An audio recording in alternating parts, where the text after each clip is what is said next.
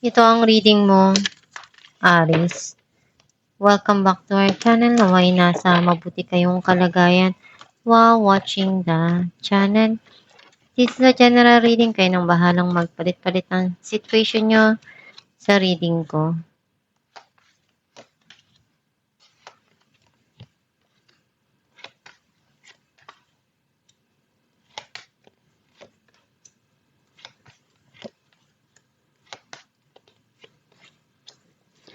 At the bottom of the deck, Ace of Swords.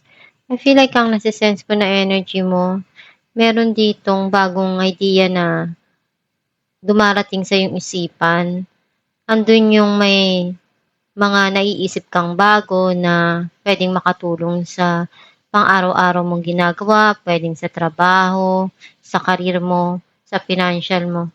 And ikaw na yung talagang makakaalam kung ano yung kailangan mo dun na ilagay sa sitwasyon na yun na nangyayari sa buhay mo. Ang mensahe ng card mo, nandun yung may mga pinag-iisipan ka ng maigi dito na desisyon na kailangan mong harapin at tingnan kung paano mo maiaalis yung sarili mo dun sa isang situation na nahihirapan kang umalis or you feel stuck dun sa sitwasyon na yon. Andun yung pagmamahalan ng dalawang tao na ipinapakita sa isa't isa, ipinapadama ng bawat isa. And some of you pwedeng pagmamahal sa sarili na binibigay mo, pinupunuan mo kung ano yung pagkukulang, or pinapakita mo dun sa mga taong mahal mo.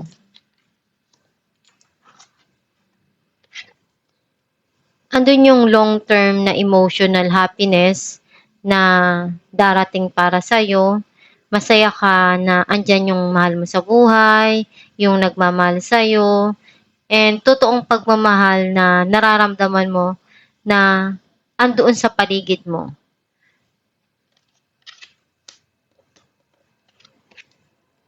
May tao na gusto niyang ipakita yung kanyang nararamdaman, yung pagmamahal towards you, o ikaw na ipapakita mo yung pagmamahal na meron ka sa puso mo sa taong mahal mo or sa mga taong naandyan para sa'yo.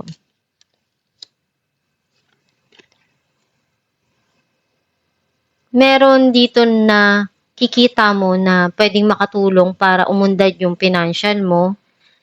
Some of you, nakikita mo na unti-unti kang nag-i-improve and dumarating yung mga goal mo na na-achieve mo. And also, nagiging maganda rin yung pasok ng financial sa'yo or nung trabaho mo, nung pinagkakakitaan mo. Lalo kang nagsusumikap sa trabaho mo na mapaunlad yung kabuhayan mo, yung pinagkakakitaan mo.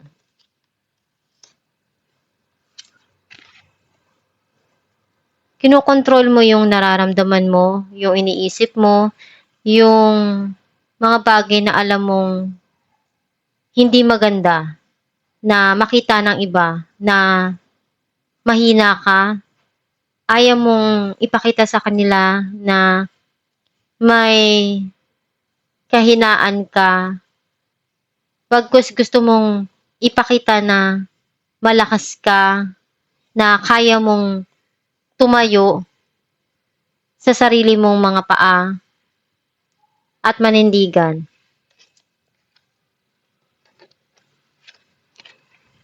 May mga gumugulo sa iyong isipan and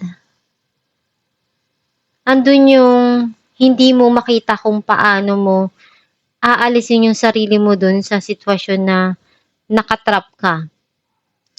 Pinipilit mong i-remove yung sarili mo dun.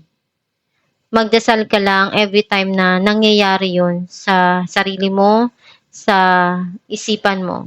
At malalaman mo kung ano yung paraan, paano mo i-remove yung sarili mo dun. Clarify natin ang The Hangman. Two of Swords and Justice. Marami kang pinagdaanan sa buhay mo. Some of you, may crossroad ka ditong pagdadaanan or darating sa'yo na kailangan mong gawin or harapin. And kailangan mong balansehin yung mga sitwasyon sa buhay mo. Darating din yung clarity sa iyong isipan dun sa hinahanap mo or gusto mong justice na makamit. Maiaalis mo rin yung sarili mo dun sa sitwasyon na nahihirapan kang makawala. Basta isipin mo lang palagi na lahat ng mga pinagdadaanan mo is kaya mong malagpasan basta magdasal ka lang palagi.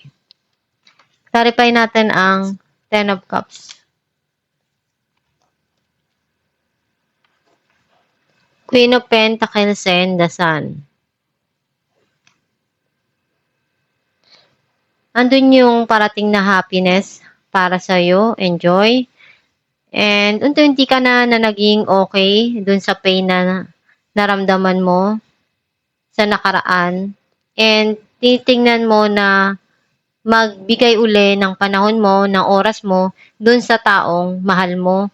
At naghihil ka unti-unti dun sa mga pain na pinanggalingan mo before. Clarify natin ang Nine of Pentacles. The Hermit and Eight of Wands. May binabalikan ka ditong memory sa nakaraan mo. And very passionate yun para sa'yo. Nakikita mo ngayon na mas maganda yung nangyari sa'yo dahil may mga na-achieve kang goal. Marami kang pinagdaanan sa buhay mo pero yung iniisip mo na memories na hinuhugutan mo ng inspirasyon yung mga masasaya na hindi mo makalimutan sa buhay mo. And iyon yung ginagawa mong motivation para sa mga goal mo na ma-achieve mo yun. Some of you may marireceive na text, chat, or email. Clarify natin the Emperor. Queen of Swords and Three of Cups. Mga desisyon ka ditong gagawin. Alam mo na iyon yung tamang gawin. At the same time, may nakikita ko dito na gusto mong ayusin na situation sa buhay mo. Clarify natin the Lovers. The Hangman and the High Priestess. Alam mo sa sarili mo na nararamdaman mo tong darating na to sa buhay mo. And may mga desisyon ka ditong kailangan mong harapin, gawin. Though, pinag-iisipan mong mabuti. Kasi, natatakot ka na magkamali uli. Clarify natin, Knight of Cups. Five of Pentacles and the Empress. Nakita ko na nararamdaman mo yung negative na nangyari dun sa buhay mo sa nakaraan. Nakita ko dun na nandun ka sa point na nag-struggle ka pa dun sa nangyari sa past mo. Hindi mo pa makalimutan yun. Yung pain na naramdaman mo dun. Sobrang minahal mo yung tao.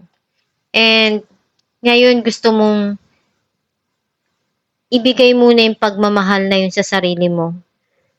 Ipakita sa sarili mo na ito yung kailangan ko ngayon.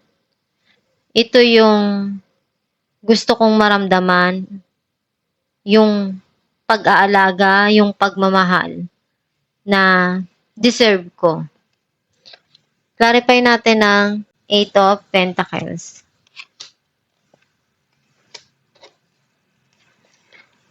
Eight of Pentacles and the Tower. May nag-end sa buhay mo sa nakaraan and ngayon yung inuumpisahan mo ng gawin at magsumikap sa buhay. Puro trabaho yung iniisip mo, yung financial, na papalago mo yung iyong pera, yung hanap buhay mo, na mapaunlad mo. Clarify natin ang Eight of Swords.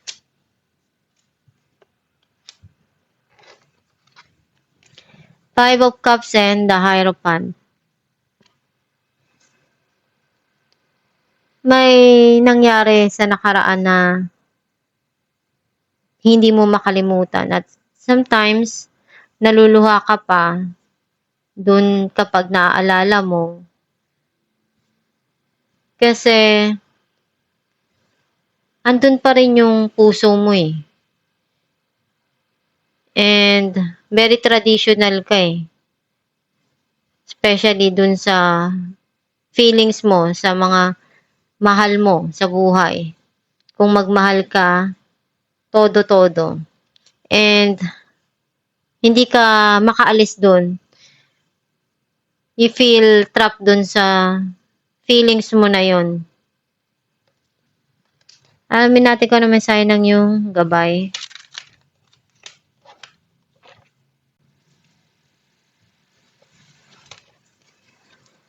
Family. This situation is rooted in an emotional experience with a family member, which we can help you to understand and heal.